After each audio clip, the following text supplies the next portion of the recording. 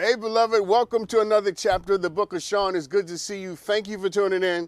We have an amazing show for you tonight. My dear brother, Tilo Brown is here. You know him from the hit group Next. He's here to talk about fatherhood and his journey with that and how it coincides and sometimes can be interrupted by the music. You know, sometimes, first of all, being a parent is never easy. And I'm a dad, he's a dad. Being a father is never easy, right? It's a difficult journey. You have to grow, and we don't always end the way we started, right? That's the prayer. The prayer is that you won't end the way you started, because we never start things off great. And I'm here tonight, and my brother's here tonight, to really talk about that journey, how he started, the mistakes, the good things, and how even after all of that, he's here tonight to talk about what he hopes for as it relates to being a dad and his children. And I'm also going to ask him just a little bit about the music, just a little bit. You can't have Tilo Brown on without asking about the music, okay? We're going to do all of that tonight. We're going to do some Ask Dr. Sean, because you guys sent me some great questions. And I am up to the challenge of answering them, rather. And of course, we're going to do some headlines, because there's a lot going on in the world. So, as I often say, in the immortal words of Sean McMillan, play the bumper, Hiley. So by now, all of us have heard and or seen the sickening secret recording of members of the Los Angeles City Council making racist and insensitive remarks. We found out today that Nuri Martinez has resigned from the City Council. First, she resigned from being president, but stayed on. And now today, recently, she resigned from the City Council after taking a leave of absence. And let me just say that that it's a good thing that she resigned, and the other two city council members with whom she was having this erroneous and irascible and tragic conversation also need to resign, okay? And maybe you didn't hear some of this conversation, and we got a clip of it, so let's play the clip right now. Play the clip, John. This white guy with this little black kid, which I was like, this kid needs a beat down. Like, let me take him around the corner, and then I'll bring him back. There's nothing you can do to control him. And I'm just like, oh my God. Yeah. And later on in the conversation, she describes the little black boy as being a monkey. And later on, they go on, because they're all talking, they go on and say that the district attorney is with the blacks. The blacks. You know, some things can't be tolerated, okay? You know, you cannot be a public official in Los Angeles, by the way. This is L.A. This isn't like Tuscaloosa, Alabama, okay? This isn't Mississippi. This is L.A. You can't be a public official in L.A. and make racist and derogatory comments about black people, or any people for that matter. You know what I'm saying? It's just a line that you can't cross. Now, in America, you have the right to think whatever you want to think up in the top of your head. You have the right to think all kinds of crazy things, but some of those things should not come out of your mouth. It's amazing. You know, every community has a segment of itself that doesn't represent the best of what it stands for. And clearly, Nuri and these other city council members who are engaged in this racist conversation represent that for the Latino or Hispanic communities. Because there are plenty of Latino brown brothers and sisters who don't think that about black people. There are people who work here who don't have those same sensibilities. So we're not going to impugn the entire Hispanic or Latino community, but because there's always a group that represents the worst of a particular community. But let me say this. I'm not from LA, I'm from New York. I'm born and raised in New York. I'm a New Yorker, okay? I am born in Brooklyn, raised in Queens, then lived in Harlem. I'm a New Yorker. And when I moved to LA, I did not understand the tension between black and brown people. It made no sense to me. You know, if you ask black folks and brown people in this city, there's a little tension between Hispanic people. I never got it, because in New York, we don't have those problems. In New York, the Puerto Ricans and the Dominicans, them our people. We love us some Puerto Ricans and Dominicans. Black folks and Puerto Ricans and Dominicans get along in New York. In fact, I can't think, and maybe it's different now. I don't live in New York now. I live in LA. But I can't think of a time when I was growing up when there was ever any real serious, like ongoing beef I mean, you may have Puerto Rican gangs and black gangs not getting along, but that's gang world. I was not in the gang. In the regular world, no. Now, black folks knew that Puerto Ricans and Dominicans had a different language and a different culture, and they had different idioms and different sensibilities, but we didn't care about none of that. Those were our people because we were in the same situation and condition. We understood that white folks look at us the same, okay? White folks wanted them to go back to Puerto Rico and wanted them to go back to Dominican Republic, and they wanted us to go back to Africa. So we understood that in the eyes of the people who don't like black and brown people, we all the same. And so we got along. We stood in solidarity with each other. We stood up for each other. You follow me? So when I moved to LA and you had this black and Mexican thing going on, I didn't understand it. I still don't understand it. I do not understand how two communities that are under attack constantly and despised by white racism in this country can't get along better in cities like Los Angeles. It makes no sense to me because the same people that want to send brown people back to Mexico don't want me to vote. So, you know what I'm saying? When you have a common enemy, or a common obstacle or a common challenge, you got to bond together to overcome. We don't have the luxury of not liking each other in this country, with respect to all people, by the way, but especially black and brown people. We don't have that luxury. You need legislation to get passed, the DREAM Act. You need immigration done, right? And we need legislation done in this country to make sure that reparations, there's a whole bunch of stuff that we need. We need each other to get those things done. But here's the thing, and I'll let this go. This is what internalized racism does to you. Internalized racism makes you hate yourself, but then it also gives you permission to hate the people who are oppressing you hate. And Nuri Martinez is a wonderful example of internalized racism. Because had she not been reared, bred, and groomed in a country that despises black and brown people, she would not so easily take on the same language and sensibility of that kind of hatred. Make sure all of us are checking our own internalized racism, okay? I think these three folks need to resign, but don't just point to them. Make sure in the ways that we are traveling and living that we're checking ourselves to make sure that we have not internalized the attributes of the oppressor, not liking people simply because they don't like them. Let's move on. Speaking of internalized racism, let's talk about Kanye West. Let's talk about Kanye West, Juan. Let's talk about this guy. So, I just, what was it, Monday or was it Friday? I just did a whole thing about Kanye West wearing the White Lives Matter t-shirt in his fashion show in Paris, and how defending white life is a redundant exercise in America since the value of white life has never been questioned. In fact, that's all America seems to care about, are white people's lives. And now we wake up in the morning and we find out that Kanye West has been restricted from using Instagram and Twitter because he made anti-Semitic remarks on his social media accounts. Yes, in a now deleted tweet, Kanye West apparently said that he was going to DEFCON 3 on Jewish people. What? Just what? Are you going to DEFCON 3 on Jewish people? You see, Kanye West reminds me of what happens when you give a baby a gun or when you let a toddler drive a car.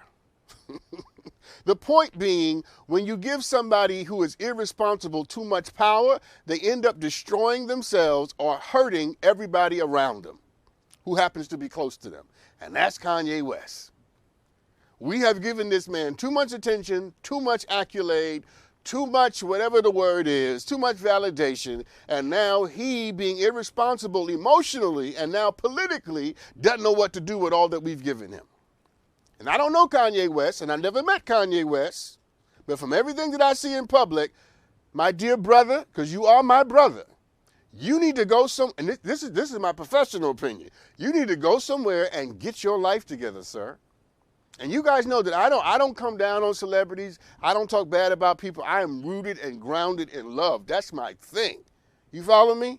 Listen, If when my friends do something wrong, I defend them.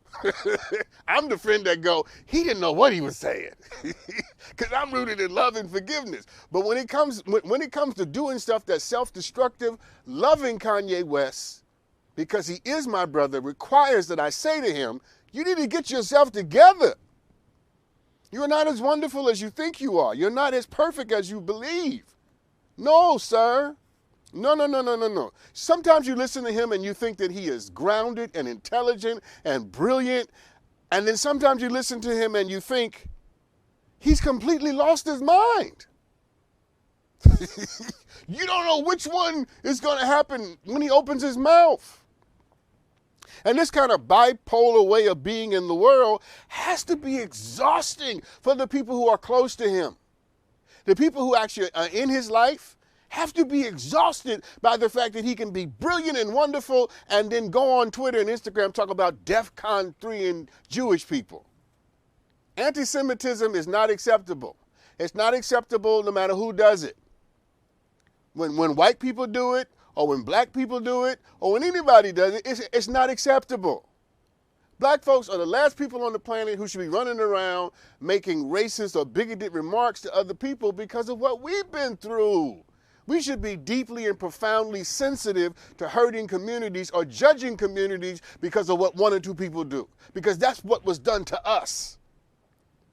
No. Come on, people. But let's bring this into your house, because that's why I'm talking about this. Because there are a lot of people connected to people who are all over the place. There are a lot of people who are watching right now, and you are connected to someone who emotionally is all over the place. In the morning, they love you. In the afternoon, don't touch me. On Monday, they want to be close and intimate. And then on Wednesday, they don't even want to text you back. And it has to be exhausting to try to love somebody who's all over the place. You know what I'm saying? But here's the thing, though. When it's all said and done, you have the right to decide whether or not you want to go up and down on the roller coaster of somebody else's emotion. You have the right to decide if you want to be the yo-yo. Do you still, you know what a yo-yo is, Juan? There you go. That's good. You have the right to decide if you want to be somebody's emotionally yo-yo, going up and down. I happen to think that you deserve better. I happen to think that I'm just going to put it on me. If you can't love me on Thursday, the way you love me on Monday, then I don't want to be with you. If you don't want to hug me at 6 p.m., no, I don't know.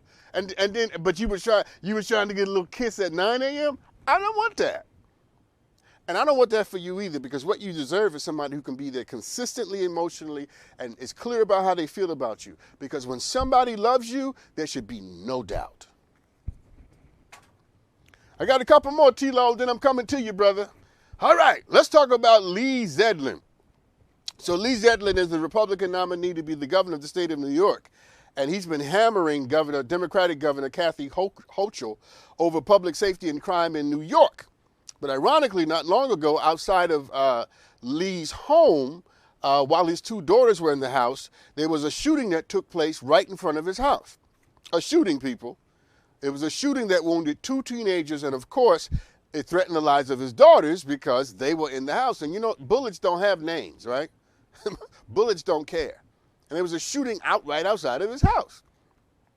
Now, it's important to notice as I rush on that this was a shooting, not just a robbery, but a shooting, not just a mugging, but a shooting, not just an assault, but a shooting. And I'm emphasizing shooting for a reason, and here's why. Because right after it happened, Mr. Zeldin went on to attack Kathy Hochul some more about crime in New York, and crime in the city, and crime in Long Island. But what he neglected to do was to say anything about gun violence, gun reform, and gun safety. I'm waiting for you to catch up. Oh, he was big on crime, but when it came to the fact that there was a shooting in front of his house, he had nothing to say about guns. It's funny how Republicans now want to focus on crime, but they don't want to focus on how their policies added to the crime that we're having right now. Don't just talk to me about crime, beloved. Talk to me about guns if there was a shooting in front of your house. Don't try to be general when something specific happened. Come on now. Y'all know I'm cooking with hot grease right now. And here's my point for you. See, my word to you is don't let people avoid the issue. Don't let people come into your life and try to talk around the issue and talk around the problem and bring everything up that they can possibly think about, and they never actually get to the thing that hurt you. Don't let people do that to you.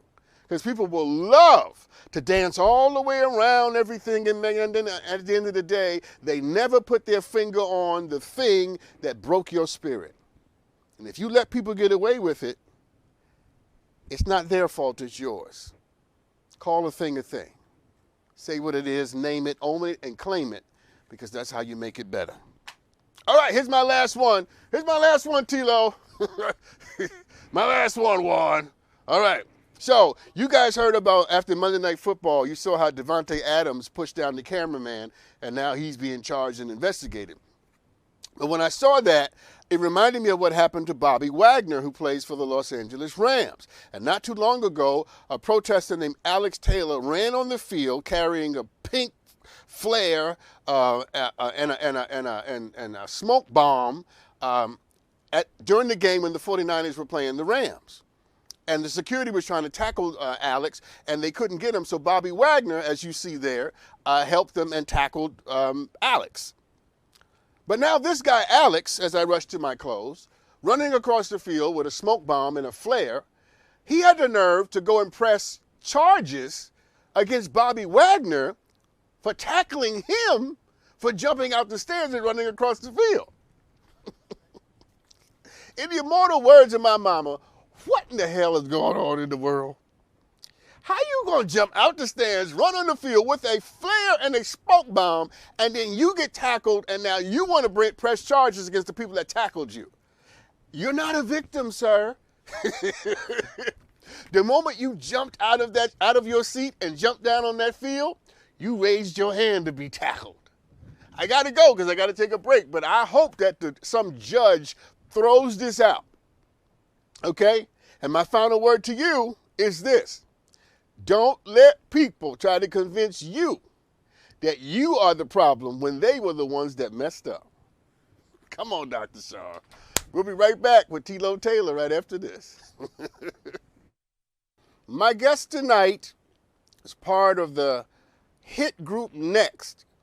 And sometimes we think that because we know people in a particular way, that the only ways that we know them is the only way that they exist. But the truth of the matter is, when they come off the stage, they have a life. They have a personality, they have a family. And my guest tonight is here to talk not so much about what happened on the stage, but what happened after the show was over. Life when the lights aren't on in your home and all of that. Welcome to the show tonight, Tilo Brown. Hey, Tilo. Hey, how you doing, Dr. Shaw? I'm here. I'm good. It's good to see you. Good to have you. I saw you laughing and affirming during my opening. And I love people who do that. Thanks for having me. It's my pleasure. Let me ask you a question. Because obviously we know you from your career and the music, but I want to ask you a sort of an offbeat question. What was your life like right before you signed and right before you ended up in this group? What was your life like before you ended up in Next? Oh, boy. You really want me to be honest? I do. Okay, so I'm the founder of Next. I guess we all founded it. I was literally selling drugs prior to Next getting our deal and getting to where we at right now. I was in the streets, living in the streets. I was just, trying to survive. Wow. Taking care, at the same time, raising Tweet, my brother that's in the group. He's been with me since he was 12. So we got put out of my mother's house out of our house at 15, and he was 12, and that's all I had. That's all I knew. Wow. So when you say you were in the streets, you mean you were homeless? Yeah. Oh yeah. We were homeless. Yeah, definitely. Wow. Definitely. Okay. And that's interesting and important, because I have a sneaky suspicion, Tilo, that's going to come back in this discussion when we talk about your approach to parenting and your journey as a father, because you cannot separate your experiences as a son from how you would ultimately provide experiences for your children. Right. So let me ask you this: Did you have children before you signed, before you were part of the group, before you founded the group? The group, we started the group, I was 21. So yeah, I had, at the time I had 3 kids at that time. Okay. Yeah. How many children do you have now? I have 8 kids. You have 8 6 kids? girls, 8. 6 girls, 2 boys. Wow. Yeah. In Yeah. the immortal words of my grandson, wow. You got I'm my father's son. He has the same amount. really? Yeah. We're gonna come back to that too, because that's gonna play a part. But let me ask you, so you had 3 kids when you started the group. You have Yeah. eight kids now. Correct. So what I understand, I think we got this right. So when you guys got signed, you immediately went on tour, right? When we got signed in 90. We went to New York in 94 and recorded the album. A couple years it took us to do the album, Rated X. We dropped the first single in 97. So yes, 97 is when everything took off. Clive Davis signed us, and we all over the world, Europe, everywhere, all over the country, the world, everywhere. So and I'm sure that had to be one of the most exciting experiences and a dream come true, right? 100%. Yes. Yeah. Yes, Okay. definitely. But here's the flip side, which is why you're here tonight. How did that affect your relationship with your children? Time. I got a lot of regrets. I'm not gonna get emotional on here, but I got a lot of regrets. Time. I was gone. I wasn't present. Sending child support doesn't equal. And now that I know, it doesn't equal the time that you have, that you're supposed to put in with your kids. And it's like, I'm regretting it because I have a couple of my relationships with a couple of my daughters. Yeah. I don't have now because of that. So it's like, Tilo, stop, because I want. First of all, I want to give you permission and give you space and validation for you to be emotional, because that's why you're here, and that is the beginning of freedom. Bondage is when you hold something in. Freedom is when you're strong enough to let it out. So I wanted to stop and say that. But also let me say this. Here's a very specific question. Tell me what you regret the most as it relates to your children. All of them, not any one of them, but all of them. Not being there. Not being there. Because and the truth is, I didn't have a father. My father wasn't in my life. So I kind of know better. And it's like, just not being there for them. Yeah. Not being there physically and emotionally, and birthdays and Christmas and Thanksgiving and stuff like that, that's my biggest regret. Yeah. This may be a hard question emotionally, but I'm going to ask it anyway.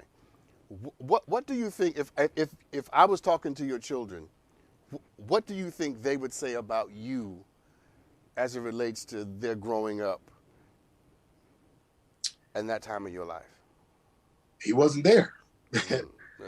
I was there.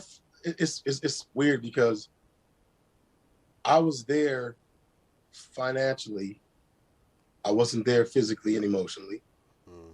A few of them would say I was there physically and emotionally, and a few of them would say I wasn't there. Okay, Tilo, here's the $50,000 question. Why not? Yeah. Why weren't you there for them more, emotionally or physically? Because I was chasing the dream. I was chasing my dream. I come from nothing. And I dedicated my life to my career and my brothers, me and RL and Tweak, trying to get us to where we were going.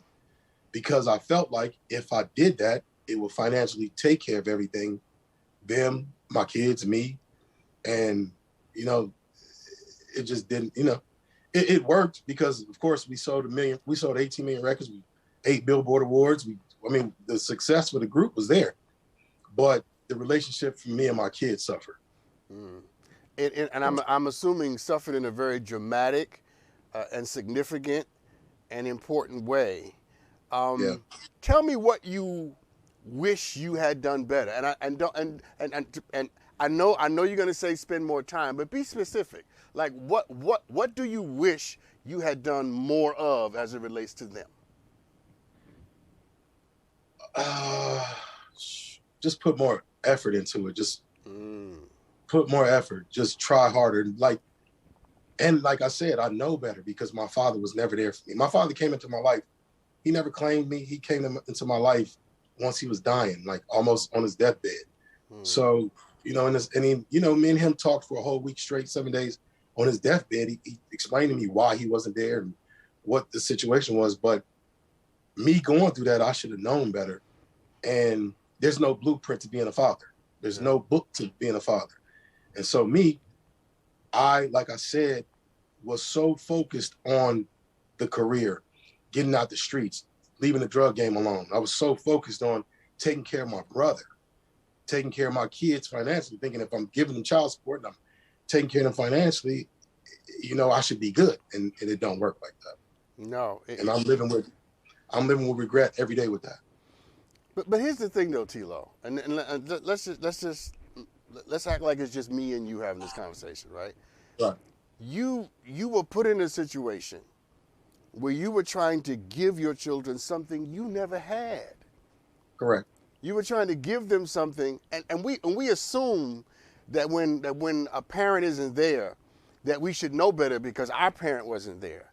But what we fail to understand, however, is that the not being there imprints on us. It makes an impression on us. So we ultimately learn not how to be better, we learn how not to be there. Right. When I say that to you, I'll put it this way. When I say to you that you learned how not to be there, how not to give the kind of effort that you would have liked to have given, that you learned and got that honestly from the generation ahead of you, when I say that, how does that make you feel? How does that strike you? That, you know what, I never thought of it like that. That's true. My parents weren't there. And so you're right. Now that I think of it like that, you're right. Yeah, Tilo, you're right. We began this conversation with you telling me, and we're not casting aspersions, we're just telling the truth for what it is, or at least your truth as you experienced it. You're out homeless on the street with your brother, and you have another parent who doesn't really show up and enter into your life until the last week of his life. How in the world can somebody who goes through that turn out to be an intimate, affectionate, emotional, present father? And I'm not that. Everything you just named, Dr. Sean, I'm not emotional. I'm not that. I have a shell, to be honest with you. Like, I'm not that. And I'm saying to you, just based upon what I know about your journey tonight, you could not be that because you were not nurtured and raised, taught, and given an opportunity to develop into that. We don't just become great parents. Somewhere along the way, or great human beings for that matter, somewhere along the way, somebody has to sit us down and talk us through it, coach us, give us an example. Either we need an example or a series of conversations. And I'm saying to you tonight that you did what you knew how to do. You did the only thing you knew how to do, and that is how to run, how to hustle, how to provide, how to live, and how to survive. You follow me? And then, that's me. Wow, that's me. Yeah. So your face just changed. What happened when I said that? Because you're making me look at it and look at my life different. Just talking about this right now, I never thought of it like that. Like, I blame myself. And my kids have blamed me. Their moms have blamed me. And now that you said the way you just said it, it puts it in perspective for me. Like, if I didn't know how can I? Listen, stop right there. Don't say another word, because that was brilliant. We're going to take a break. When we come back, I got more conversation coming up with Tilo. This is good, folks. This is good soul food. We're right back. Welcome back, everybody. We're talking to Tilo Brown. Tilo, listen, I'm getting the impression that you're having some epiphanies tonight. That you are really starting to see this differently. Am I getting it right? Yeah, outside of the emotional part of it, yeah, I'm trying to hold back tears. Like, man, Why are you holding them got me. back though? I mean, that's how. Once again, that's how I'm built. Yeah. I'm built for it tough. Yes, you are. Yes, you are. So be strong enough to cry, because and I'll tell you. Hold on, I'll tell you why. Because if a part of what you want to be is a different kind of man than you, and a different kind of father than you were at the beginning of this journey, right? Then you have to show up and be emotionally present when it's just you in the room. The only way you show up to be emotionally present for them is when you're showing up for yourself. And you quite frankly, Tilo, you need to grieve. You need to grieve the journey, the childhood, and all the love and affection and attention that you didn't get. That you deserved when you were 9 and 12 and 14 and 16 years old. You deserved a different journey and a better experience. And again, we're not impugning anybody. It's just, it is what it is, right? And I'm saying you need to give yourself permission to grieve what you didn't get. Because it's not just about what you're not giving your kids. It's about the fact that you, the child, the little boy in Tilo is still grieving and wondering, where is what I should have gotten? I agree. I agree with that. Yeah. So I'm saying, in this moment, show up for yourself emotionally. So if you feel emotional, be emotional, because nobody's going to doubt your strength. We already know you're strong. We're not going to doubt your masculinity or your strength or any of that. We already know that you're that guy. That's proven. What we need to prove now is that you have what it takes, and you know the journey to be a different kind of human being. And so that's part of what we're trying to do tonight. Let me ask you this, with respect to your kids, and keep it general, okay? Don't talk about any one of them specifically. But generally speaking, have you had the forgiveness conversation with them? Yeah, a couple of them, yeah. The ones that the relationship is like no relationship, yeah, I have. Okay. And you know, it's kind of like I guess my mindset is, once again, it's the how I was raised. It's like I'm more of a person that's family with blood. From the things that I've been through, doesn't matter really to me. I'm all about, if you earn and work on, we both working towards a relationship, I'm okay with that. I'm actually closer to some people that's not blood relatives to me. Yeah. Because of what I've been through with my blood family. Yeah. So you have a very different sense of what family is, and a very different sense of what it means to be in relationship. But let me ask you this, with respect to your children, generally speaking, have you asked for forgiveness? I probably should again, but I could say yes, and it didn't work, but I should probably try again. Have you told them your story? My kids know my story now, I think more so than what they did years ago. I'm writing my story life out right now. I wrote it like a book. And I actually sent it to my daughters so they can read it to get to know me better. Plus their moms, we grew up together. So they know my story. They know my history, and they know, I'm sure that they've told me that they've told them. Yes, and that's probably true, but only you can really tell it. Because the telling of the story is not just about the dates and the facts and the places. The real telling of the story are the emotions, the feelings, the abandonment, the frustration, the anger, the anxiety.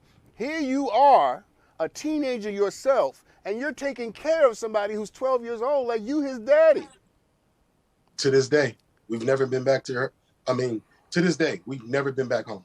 And my point is, sure, other people can tell you what happened and where it happened, but only you can tell them how you felt about it. That's why part of what I'm trying to do tonight, I'm trying to jar some emotion out of you, so that you understand that Right. when your children finally see you emoting and feeling in their presence, then they begin to understand, wait a minute now, maybe there's a part of him that I don't know. A part of him I that, go ahead, I'm sorry. I agree 100% with that.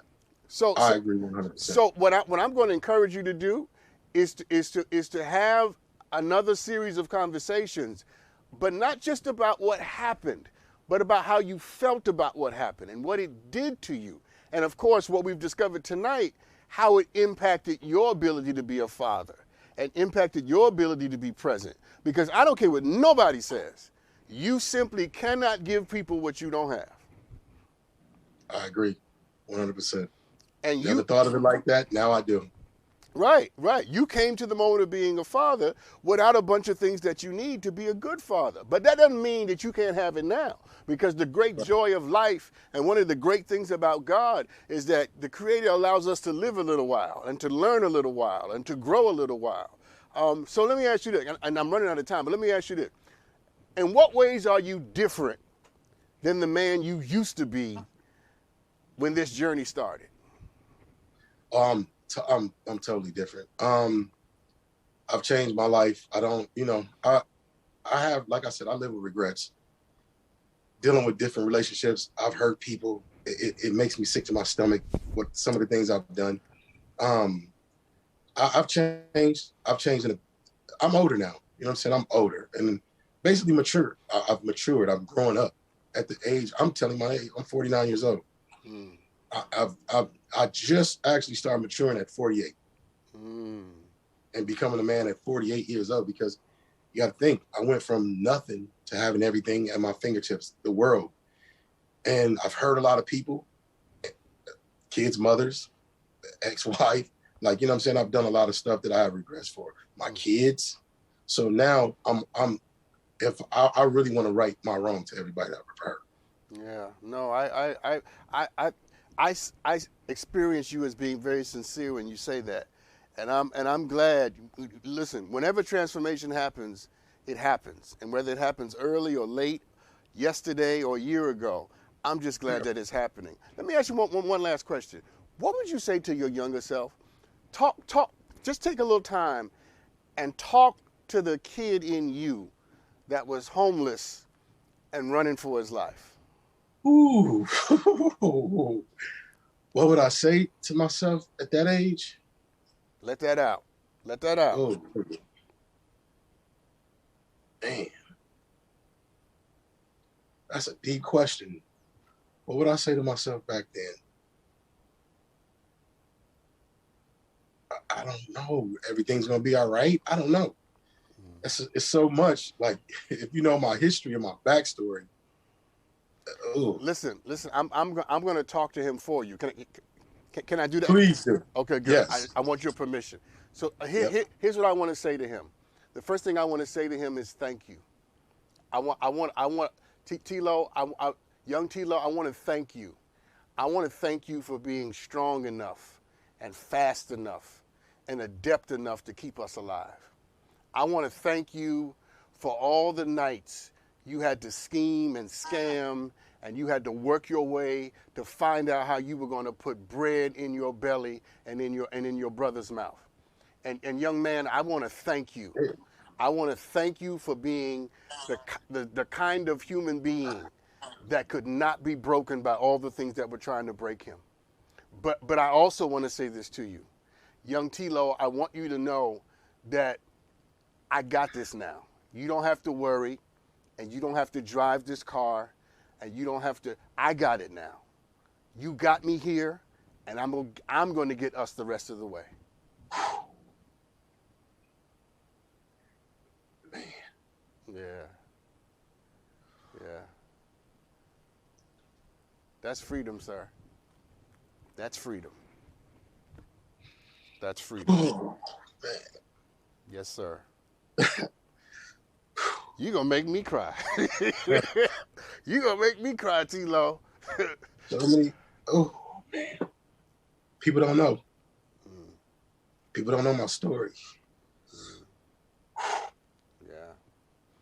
Listen, I'm out of time. Thank you for coming on. Thank you for having me. It's my pleasure, and come back and let's talk some more because I want to hear how these conversations go. Okay. All right, man. All right. Listen, everybody. Yeah. We'll be right back. I learned a lot. I got a lot to tell you in my aha moment. I like him. We'll be right back right after this. Welcome back, everybody. That was an amazing conversation. Tilo Brown is a good dude, coming to terms with himself. I had a few aha moments. Play the bumper, Hailey.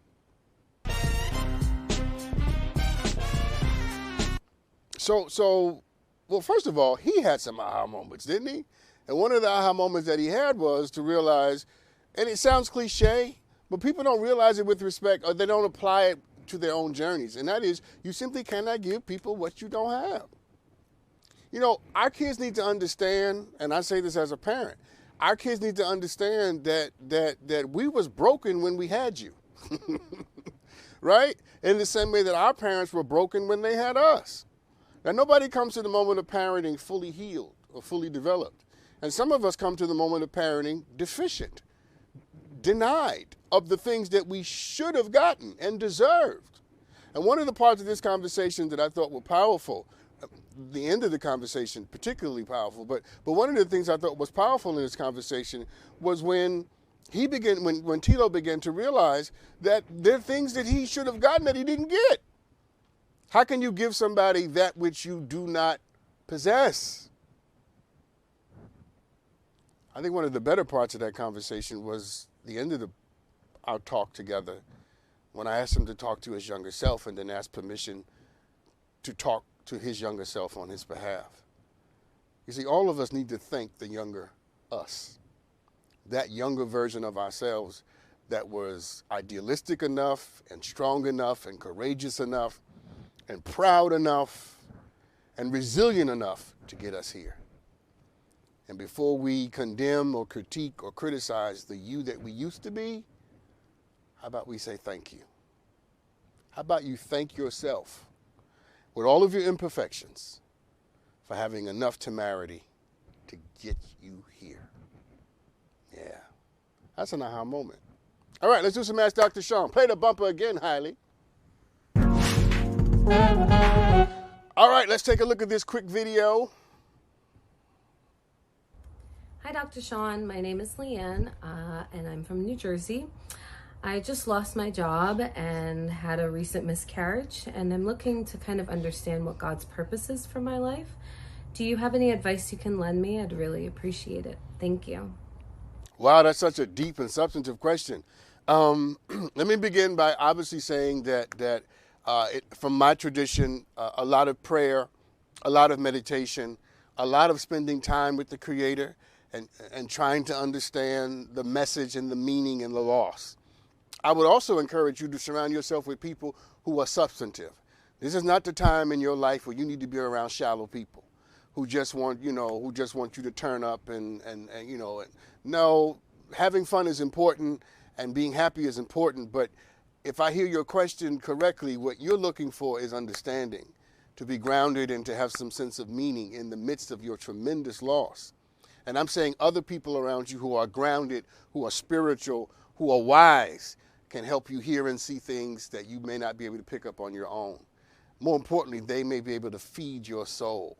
You need to be around people who can feed you, who can give you who can say the words that your spirit needs to hear and that your soul is longing to attach itself to. This is a time for you to make sure that you have grounded people, wise people, with whom you can spend your time, share your sorrows, and dream your dreams. Lord have mercy. Let's take a break. We'll be right back right after this. Welcome back, everybody. So, someone DM'd me this question. My ex-husband and I have been divorced for 3 years because he was unfaithful. He recently asked me to dinner and said he misses me and wants us to start over. I miss him, but I don't want to be hurt again. Should I give love a second chance or tell him he needs to move on with his life? Well, first of all, let me say this. You always give love a chance, okay? But that doesn't mean you give love a chance with the people that hurt you. It just means that you don't disclose or close yourself off to an opportunity to be loved. See, I think when someone wants to come back into your life, you always have to remember why they left. You don't walk around in denial about what they did or what they are capable of doing, right? Because that's how you protect yourself, and that's also how you prove to yourself that you've grown, that you've relieved yourself, liberated yourself from naivete. So whatever happens, whatever you decide to do, you are keenly aware of the person that you are dealing with. So that if you embrace somebody, you embrace all of who they are and all of what they've done, past, present, and future. See, I think that not wanting to be hurt again is a recipe for being hurt again. Because whenever people fear something, that you fear the most will come upon you. See, trust yourself enough to know that whatever he happens to do or whatever anybody else happens to do, even if you are hurt again, you can recover.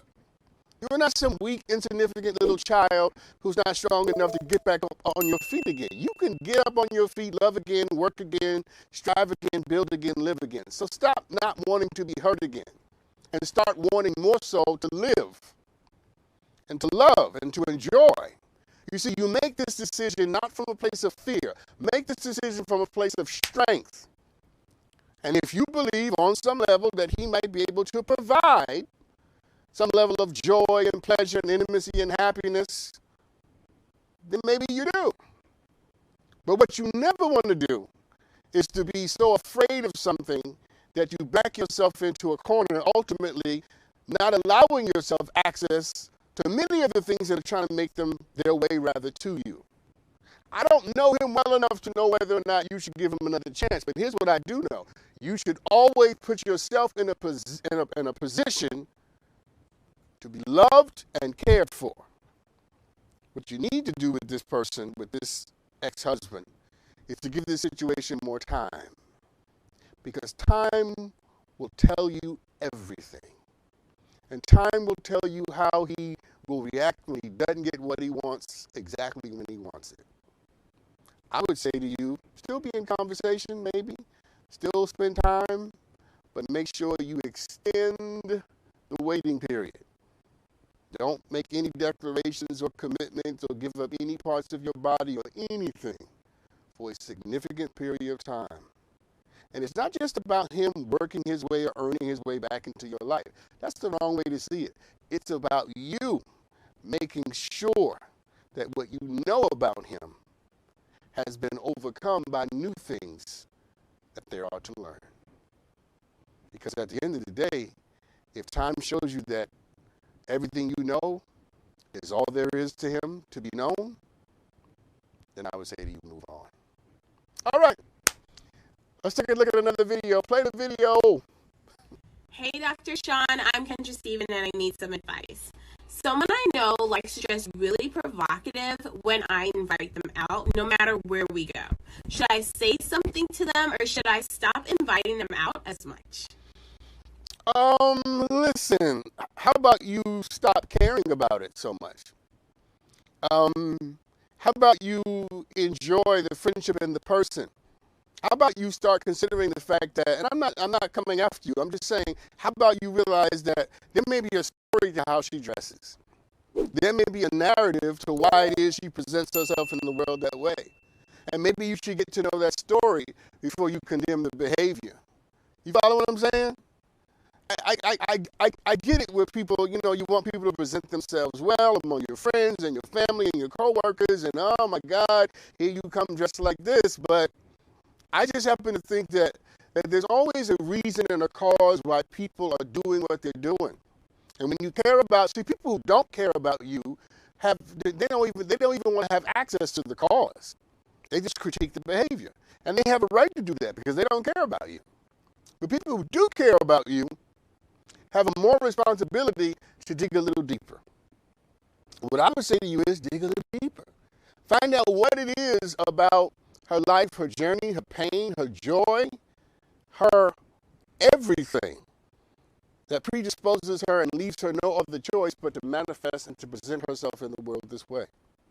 And you may come to discover that there may be emotional things going on in her life, insecurities, barriers, a season or a time in her life where she didn't feel good about her body. All of that may be in play where now she's at a place and she's decided, you know what?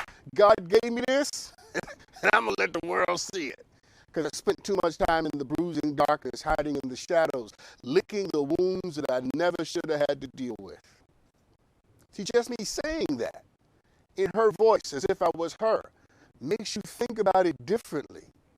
And I'm saying if this is your friend, if it's truly your friend, then give your friend an opportunity to tell you more of the story. The parts of the story that in spite of the fact that she is your friend, you may not know. Don't just condemn what people do.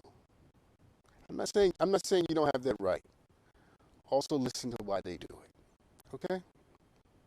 Great conversation tonight. Great show tonight. Thank you for being a part of this.